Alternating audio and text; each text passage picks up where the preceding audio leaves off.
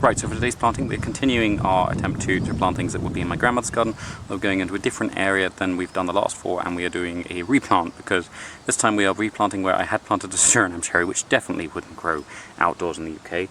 I'm going to be planting an apple, and my grandmother did always have apple trees, but this is not one that she would have had.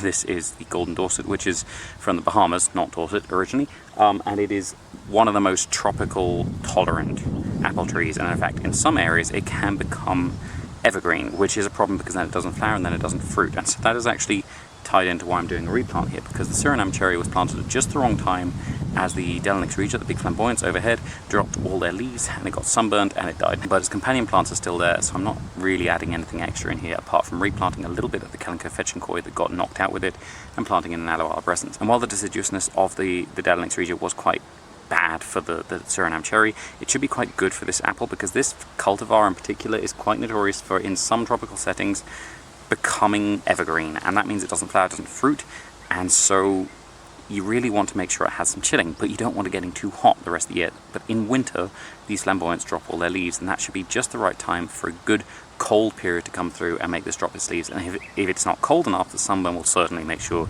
its leaves drop off, and that should, once it's had a good year to establish in there, that should really hopefully help it sort of get into that cycle and get into flowering and hopefully eventually bearing fruit. It's quite close to the Anna and the other golden Dorset, so it should also get some pollination from the Anna, which is what we really need for this variety. And that should be everything for today, so thank you very much for watching. I hope you have enjoyed it. If you haven't enjoyed it, thank you for watching anyway.